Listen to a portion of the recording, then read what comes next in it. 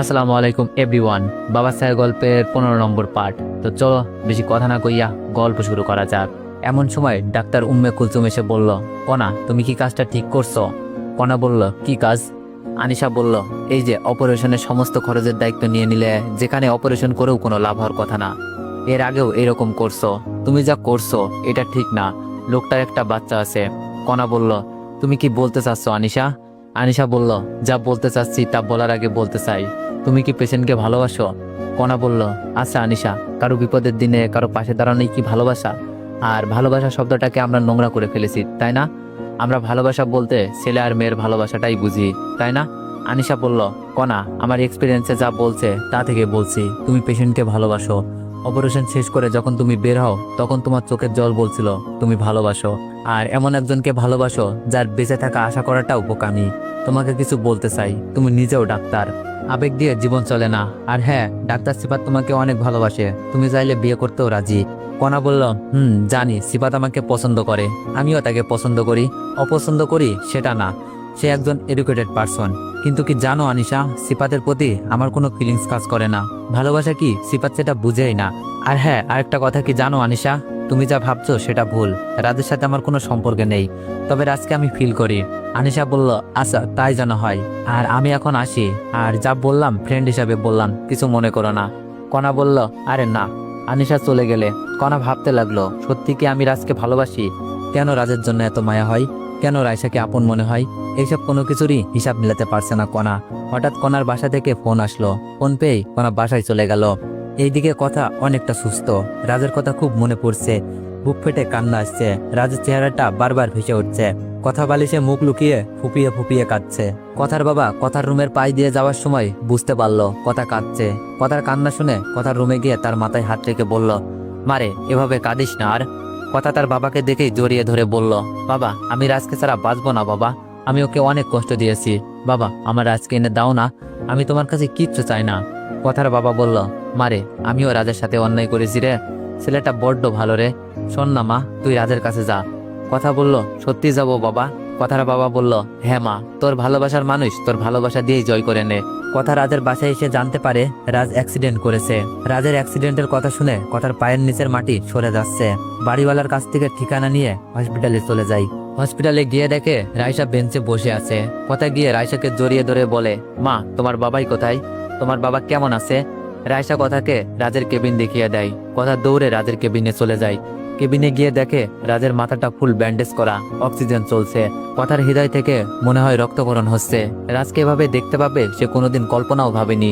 কথা রাজের পায়ের কাছে বসে বলতে লাগলো, রাজ তুমি কথা বলবা না আমার সাথে? আমি আর তোমাকে কষ্ট দিব না, তুমি না আমার কলিজার টুকরা? কলিজা ছাড়া কেউ কি বাঁচে? কথা রাজের পা দুটো জড়িয়ে ধরে কাঁদতে লাগলো।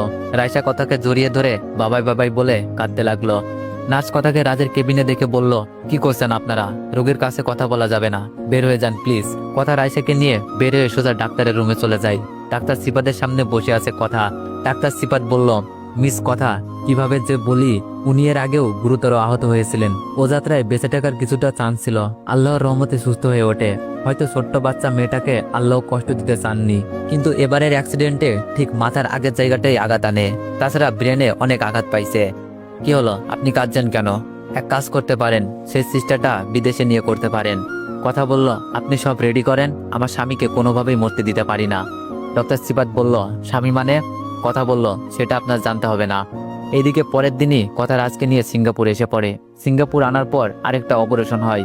অপারেশন শেষে ডাক্তার বলল, আপনারা আল্লাহকে ডাকেন, আমাদের হাতের ক্ষমতা শেষ, তিনি চাইলেই সব সম্ভব। রায়সা কথাকে জড়িয়ে ধরে কাঁদছে আর বলছে, মামনি আমি বাবাইকে ছাড়া বাঁচবো না। এইদিকে রাজের সাথে কণাও এসেছে, কণার চোখেও পানি। এইদিকে অপারেশন 14 ঘন্টা পার হয়ে যাচ্ছে, রাজের জ্ঞান ফিরছে না। সবার খুব টেনশন হচ্ছে, রায়সার দিকে তাকানো যাচ্ছে না।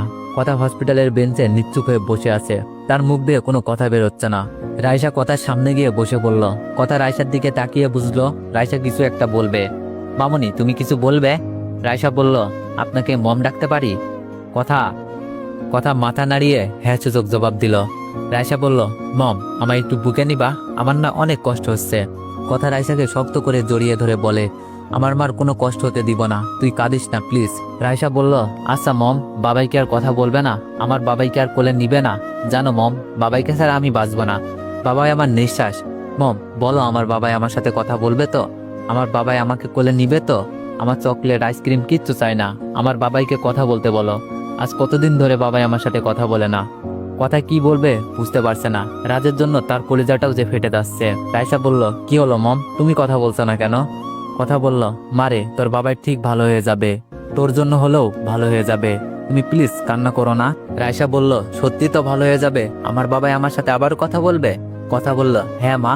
এইদিকে সময় গড়াচ্ছে যতই ততই দুশ্চিন্তা বাড়ছে। কণা কিছুটা আঁচ করতে পেয়ে ডক্টরের সাথে দেখা করে রাজের বিষয় জানতে চাইলো।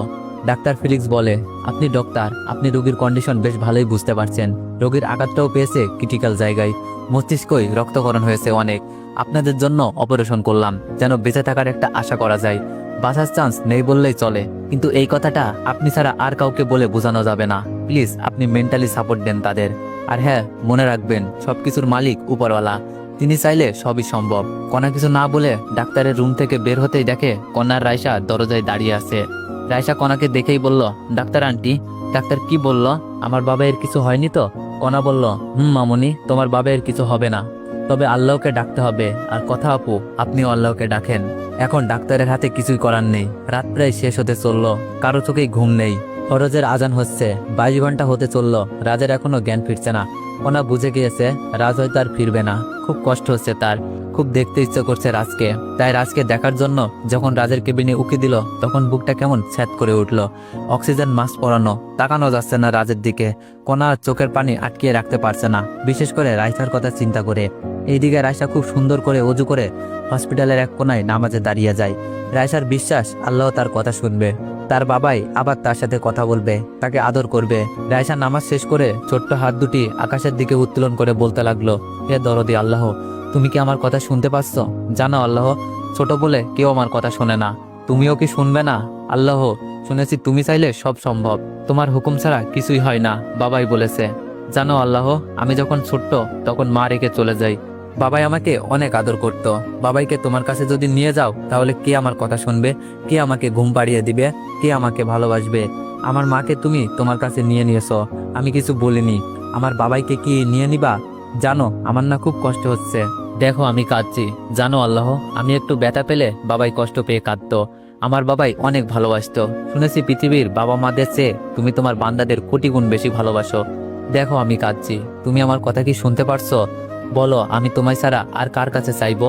তুমি ছাড়া যে আমার কেউ নেই। তুমি আমার বাবাইকে ভালো করে দাও, নয়তো আমাকেও তোমার কাছে নিয়ে নাও। ও আল্লাহ, আমার মা নেই, বাবাও যদি না থাকে, কার কাছে যাব? তুমি আমার বাবাইকে সুস্থ করে দাও। এই বলে কাঁদতে কাঁদতে জায়নামাজেই ঘুমিয়ে গেল রাইসা। কথা রাইসাকে এভাবে ঘুমিয়ে যেতে দেখে চমকে যায়। রাইসার কাছে এসে তার মাথায় হাত রাখতেই বলে ওঠে, মম, বাবাই কি সুস্থ হয়েছে? বলো না মম। কথা কি বলবে, রাজের যে জ্ঞান ফিরছে না। মম, কি হলো, কিছু বলছো না কেন? আমি বাবাইয়ের সাথে দেখা করব, আমাকে নিয়ে যাবে? এমন সময় কণা এসে বলল, রাজ আর কোনোদিন কথা বলতে পারবে না, তুমি রাইসাকে বুঝাও। কণার কথা শুনে রাইসা বুঝে ফেললো তার বাবাইয়ের কিছু একটা হয়েছে। রাইসার চোখ থেকে পানি পড়বে পড়বে ভাব। কথা বুঝতে পারলো রাইসা কাঁদবে এখন। কথার বুকটাও ফেটে যাচ্ছে রাজের জন্য। অনেক কষ্ট দিয়েছে সে রাজকে, কিন্তু একটিবার বুকেও নিতে পারলো না। রাইসা কণার কথা শুনে কাঁদতে কাঁদতে বলল, আমার বাবাইয়ের কিচ্ছু হতে পারে না, আল্লাহ আমার কাছ থেকে বাবাইকে কেড়ে নিতে পারে না। আল্লাহ কি দেখে না আমার বাবাই ছাড়া কেউ নেই? কথাটা বলেই মাথা ঘুরিয়ে পড়ে যেতে লাগলো। রাইসা পড়ে যাওয়ার আগেই কথা রাইসাকে ধরে ফেললো। কথা দেখলো যে রাইসার জ্ঞান হারিয়ে ফেলেছে। কথাকে হসপিটালের বেডে শুইয়ে দিয়ে ডক্টরকে খবর দিল। ডক্টর রাইসাকে দেখে বলল, কিছু হয়নি, ছোট্ট মানুষ তো, তাই একটু মানসিক আঘাত পেয়েছে। আর হ্যাঁ, ওর জ্ঞান ফিরলে একটু হাসি খুশি রাখার চেষ্টা করবেন। কথা রাইসার মাথার কাছে বসে মাথায় হাত বুলাচ্ছে। সকালে সূর্যের মিষ্টি কিরণ জানালা ভেদ করে রাইসার উপর পড়েছে। ঘুমন্ত রাইসাকে অনেক সুন্দর লাগছে। কথার মাঝে মাঝে মনে হয় এমন একটা মেয়েকে নিয়েই বাকিটা জীবন কাটিয়ে দেওয়া যায়। কিন্তু রিয়া আপু রাইসাকে রেখে কিভাবে পারলো রাজের মতো একজন মানুষকে কষ্ট দিতে? কথা রাইসার কপালে একটা চুমু দিয়ে মনে মনে বলে, আল্লাহ যেন তোর মা হয়েই শেষ নিঃশ্বাস ত্যাগ করতে দেয়। হঠাৎ রুমে কণা প্রবেশ করে বলল, রাইসার এখন কি অবস্থা? কথা বলল, এখনো তো জ্ঞান ফিরছে না, টেনশন হচ্ছে। কথা আপু টেনশন করো না, রাইসা একটু পরেই জ্ঞান ফিরবে। কিন্তু চিন্তার বিষয়, রাইসা জ্ঞান ফিরেই তো রাজের কথা বলবে। কিন্তু 24 ঘন্টা পার হয়ে গেছে, রাজের তো কোনো জ্ঞান ফেরার কোনো নামই নেই। আমার বড্ড ভয় হচ্ছে, রাজের যদি জ্ঞান ফিরে সে কথা বলতে পারবে না। এটাই ডাক্তার ফিলিক্স বলল। তার মস্তিষ্কে প্রচুর রক্তক্ষরণ হয়েছে। কথা বলল, কণা আপু, আমার রাজের কিছুই হবে না। কণা বলল, বোন, তাই যেন হয়। কণা কথার সাথে কথা বলছে, এমন সময় দেখলো ইমুতে ফোন দিয়েছে তার মা। ফোনটা রিসিভ করতেই উপাস থেকে বলল, মা তুই কই রে? সিঙ্গাপুর গিয়ে এই বুড়ি মাটাকে ভুলে গিয়েছিস? কণা বলল, আরে না মা, রাজের অবস্থা ভালো না, খুব টেনশন হচ্ছে, তুমি দোয়া করো।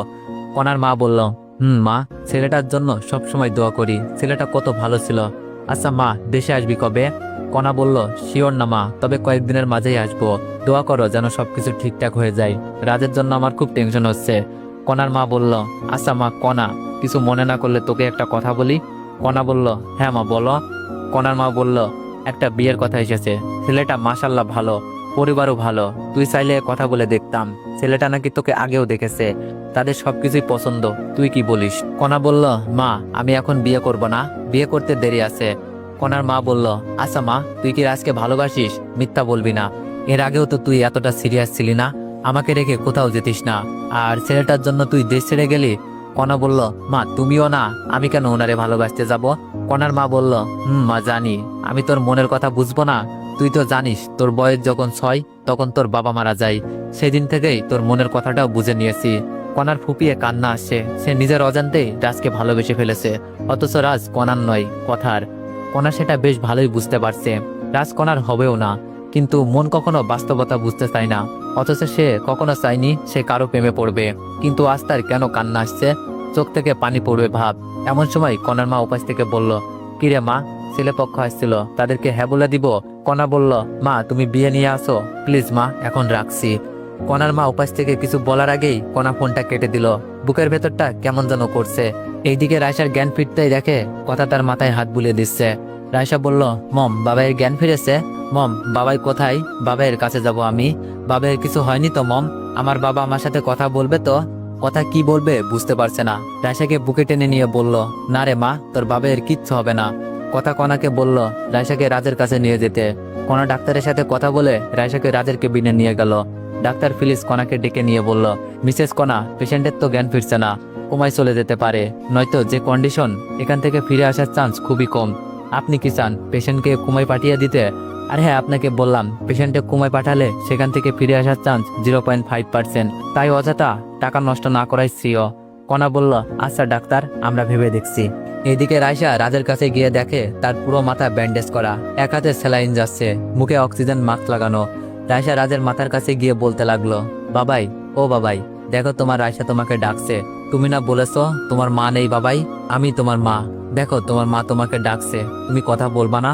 বাবাই, ও বাবাই, কাল হতে কিচ্ছু খাইনি, তুমি সেই কবে থেকে খাইয়ে দাও না, তুমি আমাকে খাইয়ে দিবে না বাবাই?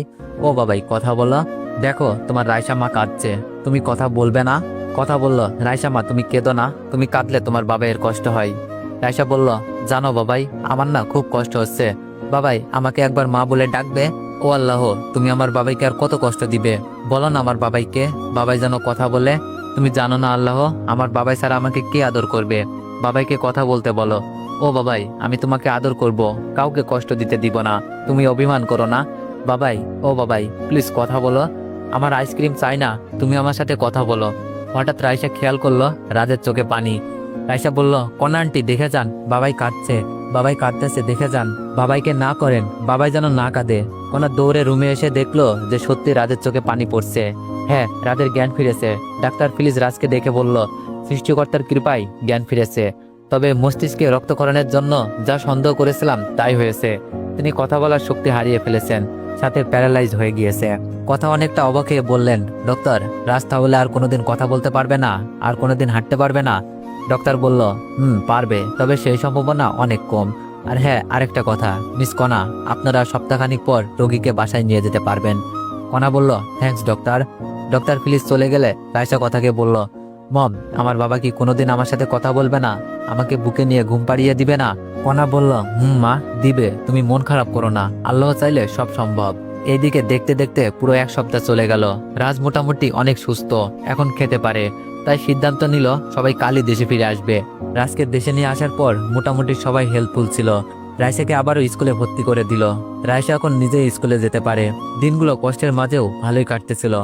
স্কুলের বিরতি দিলে রায়সা ব্যাগ থেকে টিফিন বের করে যখন টিফিন খাবে তখন তার মনে পড়ে যায় বাবাই তো দুপুরে খায়নি, মনটা খারাপ হয়ে যায়। টিফিন নিয়ে বসে আছে, তখন স্কুলের অধরা ম্যাম দেখে বলে, মামনি তুমি খাচ্ছ না কেন, কোনো সমস্যা?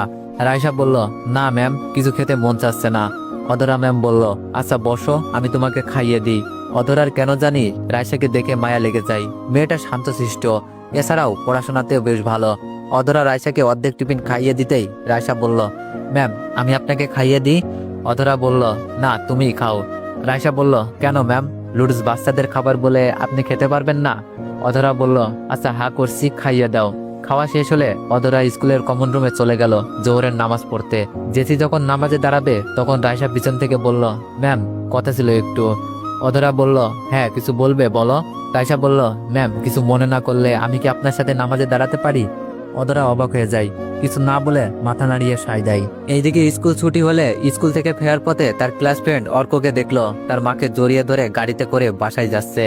এটা দেখেই কেন যে তার মন খারাপ হয়ে যায়। মনে হয় তার মা যদি থাকতো তাহলে অবশ্যই এভাবে আদর করত। বাসায় আসার পর রাইসা প্রথম তার বাবার রুমে যায়। রাইসা তার বাবাইয়ের কপালে চুমু দিয়ে বলল, বাবাই তুমি আমাকে ছেড়ে যেও না কখনো, তুমি আমাকে ছেড়ে গেলে আমি বাঁচবো না। আবার যে তোমাকে ছাড়া আর কেউ নেই। রাইসা দেখলো যে তার বাবা কাঁদছে। রাজের কান্না দেখে রাইসা আবারও রাজের কপালে চুমু দিয়ে বলল, বাবাই তোমাকে না বলেছি তুমি কেঁদো না, তুমি কাঁদলে আমার খুব কষ্ট হয়, একদম কাঁদবে না। ও বাবাই তুমি না আমার জীবন, স্কুল থেকে এসে তোমার মুখ দেখে আমার মন ভালো হয়ে যায়। তুমি যদি কান্না করো তাহলে আমার কেমন লাগে বলো তো? রাজের চোখের পানি মুছে দিয়ে বলে, তুমি তো খাওনি, দাঁড়াও তোমার জন্য খাবার নিয়ে আসছি। বুয়া রান্না করে রেখে গেছে, তরকারিটা ঠান্ডা হয়ে গেছে, ঠান্ডা তরকারি কিভাবে খাবে, এমনিতেই বাবাই অসুস্থ। তাই রায়সা ভাবলো একটা ডিম ভেজে দিই। যা ভাবা সেই কাজ, ডিম ভেজে খাবারের প্লেট সাজিয়ে রাজের পাশে গিয়ে বসলো। এখনো রাজের চোখ থেকে পানি গড়িয়ে পড়ছে। বাবাই তুমি আবারও কাঁদছো, তোমাকে না বলেছি কখনো কাঁদবা না? তুমি কাঁদলে কিন্তু আমিও কান্না করব। বাবাইটা না ভালো, একদম কান্না করবে না, হ্যাঁ করো। রাজকে রায়সা খাইয়ে দিচ্ছে, মনে হচ্ছে মা তার সন্তানকে খাইয়ে দিচ্ছে।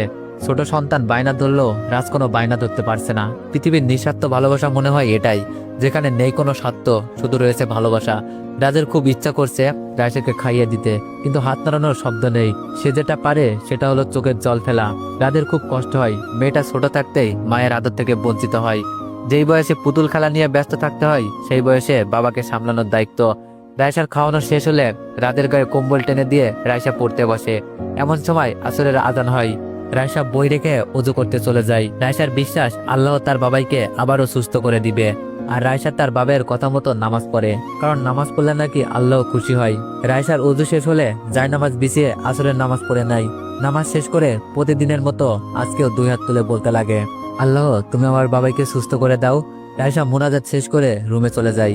রুমে যেতেই রায়সার মায়ের ছবিটার দিকে চোখ যায়। রায়সার মায়ের কথা মনে পড়লেই তার কান্না আসে।